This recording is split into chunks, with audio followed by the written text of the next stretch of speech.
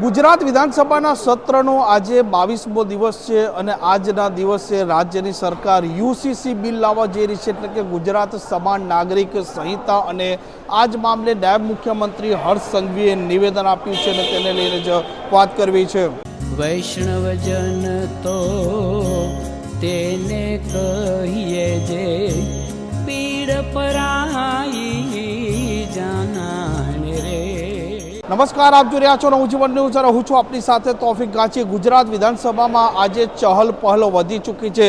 સાધુ સંતો છે તેમના પણ આગમન થઈ રહ્યા છે અને અનેક લોકો અનેક તાલુકામાંથી સતત અહીંયા આવી રહ્યા છે અને તેનું કારણ છે કે આજે રાજ્યની સરકાર છે તે યુસીસી એટલે કે ગુજરાત સમાન નાગરિક સંહિતા બિલ છે તે લાવવા જઈ રહી છે. આ બિલની ગૃહમાં ચર્ચા પણ થવાની છે અને સૌ કોઈની નજર છે કે જ્યારે આ બિલ ગૃહમાં નાયબ મુખ્યમંત્રી હર્ષ સંઘવી રજૂ કરે છે અને ત્યાર પછી વિપક્ષના ધારાસભ્યો પણ આ મામલે બિલની ચર્ચામાં જે તેમના વિચારો રજૂ કરે છે તેમાં તે શું બોલે છે અને રાજ્યની સરકાર છે તે પણ આ મામલે જ્યારે આ બિલ લાવવા જઈ રહી છે તેમાં આવનારા દિવસોમાં સ્થાનિક સ્વરાજની ચૂંટણી છે તેને લઈને આ બિલ લાવવામાં આવી રહ્યું છે તેવું પણ હાલ વિપક્ષના ધારાસભ્ય કહી રહ્યા છે અને તેના વચ્ચે નાયબ મુખ્યમંત્રી હર્ષ સંઘવીએ આ બિલને લઈને નિવેદન આપ્યું છે.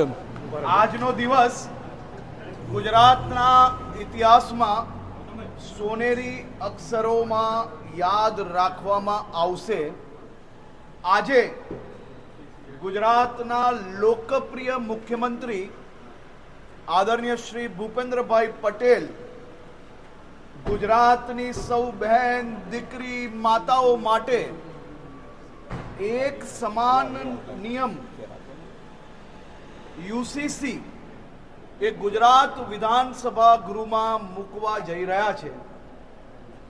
1947માં આપને આઝાદી મળી ગઈ, પરંતુ દેશભરમાં નિયમો સમાજ આધારિત રહ્યા, જ્ઞાતિ આધારિત રહ્યા, ધર્મ આધારિત રહ્યા. એનાથી સૌથી મોટું નુકસાન અગર કોઈને ગયું હોય તો દેશની દીકરીઓ, બહેનો અને માતાઓને ગયું છે. આજે ગુજરાતમાં મારી સૌ માતાઓ, બહેનો અને દીકરીઓ માટે એક સમાન નિયમો એ આવનારા દિવસોમાં આવી રહ્યા છે.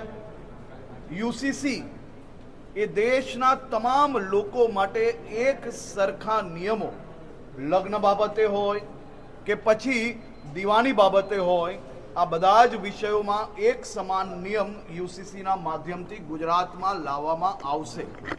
આજનો દિવસ એ ઐતિહાસિક છે. મારી આ બધી માતાઓ, બહેનો અને દીકરીઓ આજના દિવસની વર્ષોથી રાહ જોઈ રહી હતી. એ દિવસ, આ ઘડી આ સૌ બહેનો માટે ખૂબ મોટું રક્ષણ પુરવાર થવાનું છે. મુખ્યમંત્રી શ્રી ભૂપેન્દ્રભાઈ પટેલને રાજ્યની સૌ દીકરીઓ, માતાઓ અને બહેનો આજે આશીર્વાદ આપી રહી છે, અભિનંદન આપી રહી છે કે યુસીસીના માધ્યમથી આવનારા દિવસોમાં બધા જ સમાજોને ઇક્વલ રાઇટ્સ, એટલે કે બધા જ સમાજની દીકરીઓને કોઈ બી પ્રકારની તરછોડાઈને એની પરિસ્થિતિ ના થાય તે માટે આ યુસીસી આજે લાવવામાં આવી રહ્યું છે. યુસીસી એ કોઈ એક ધર્મ માટે નથી, પરંતુ બધા જ ભારતીયો માટે એક સમાન છે.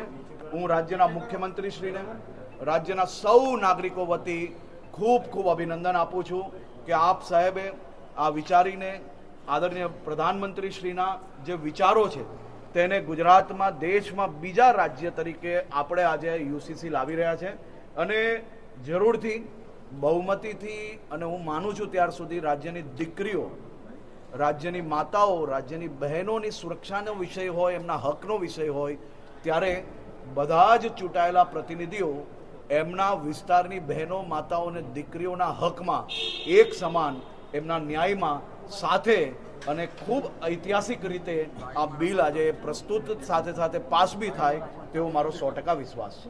નાયબ મુખ્યમંત્રી હર્ષ સંઘવીનું કહેવું છે કે જે પ્રકારે દેશ આઝાદ થયો ત્યારથી આજ દિન સુધી આ રાજ્યની જે મહિલા છે, આ રાજ્યની બહેનો છે, તેમના માટેનું આ બિલ છે અને તેમને સમાન નાગરિકતાનો હક મળશે તેવી પણ હાલ તે વાત કરી રહ્યા છે. જોઈએ જ્યારે આ બિલ ગૃહમાં આવે છે ત્યાર પછી કેવી પરિસ્થિતિ ગૃહમાં નિર્માણ થાય છે.